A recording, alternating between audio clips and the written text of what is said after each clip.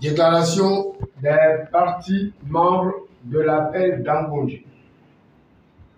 Mesdames et messieurs les présidents et leaders des partis politiques membres de l'appel d'Angonji, mesdames, messieurs de la presse,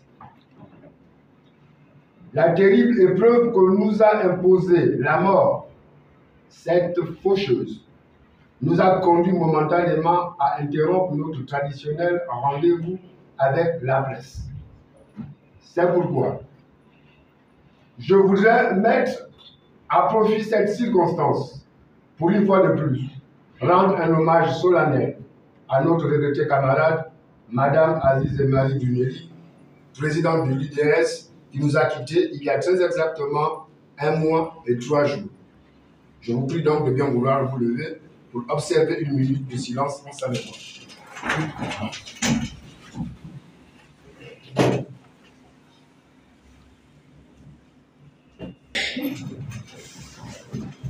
Revenons sur l'examen de l'abondante actualité politique.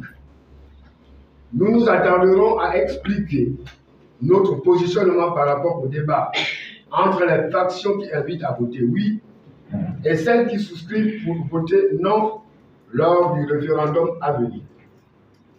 L'appel d'Angonji tient à rappeler que le vote référendaire n'a pas pour finalité le choix des personnes qui occuperont les charges publiques.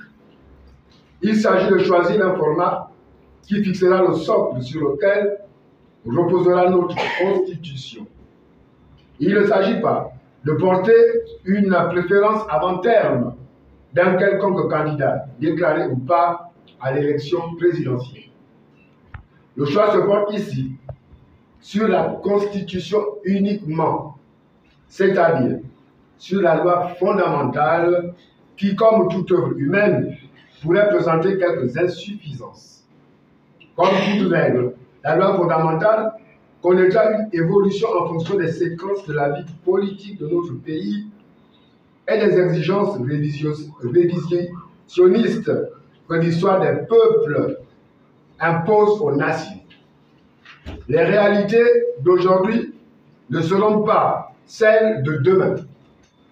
Les membres de l'appel d'Angonji invitent par conséquent l'ensemble de la classe politique à se consacrer à l'essentiel, lequel consiste à accompagner le processus de la transition pour parvenir à terme à l'organisation des élections libres et transparentes qui concluront la fin de la présence du CTI à la tête de l'État.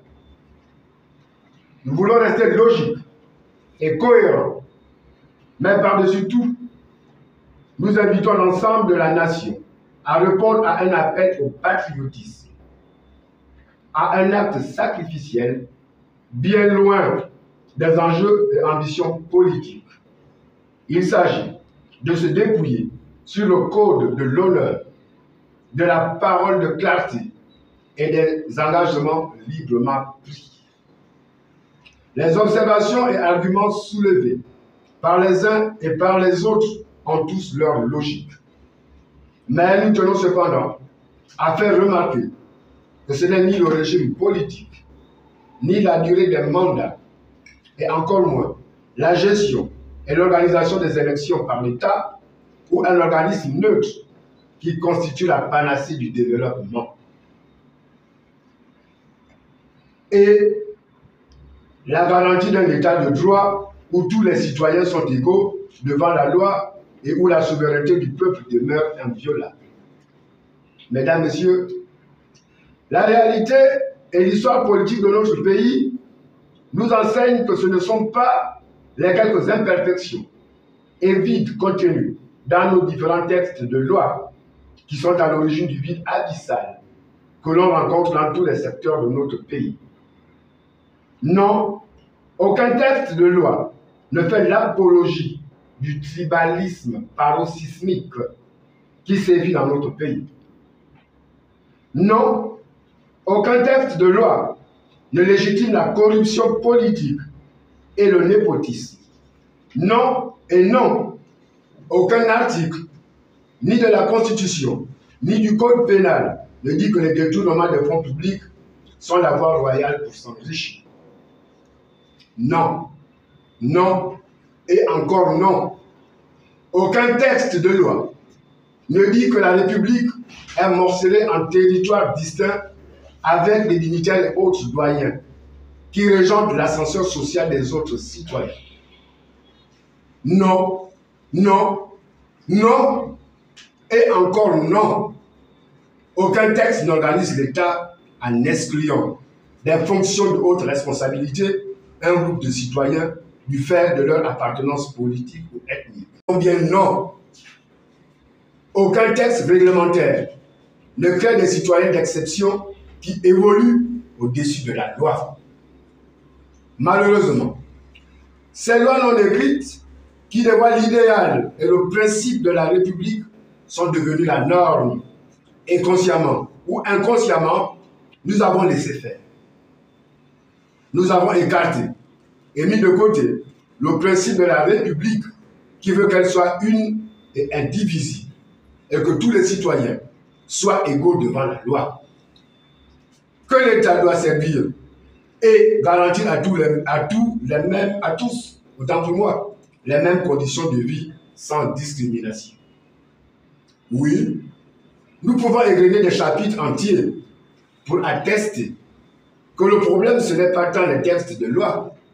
D'ailleurs, tout le monde s'accorde souvent à reconnaître que le Gabon a toujours eu d'excellentes batteries de textes de loi. Leur non-application résulte du mauvais rapport à la loi dont font montre ceux qui doivent appliquer et veiller à l'exécution du respect scrupuleux des dispositions légales. Oui, notre pays est victime du manque d'amour de ses enfants et de ses dirigeants. La corruption et les détournements entretenus par une impunité nourrie par une absence totale de justice a fait naître cette culture de l'argent roi.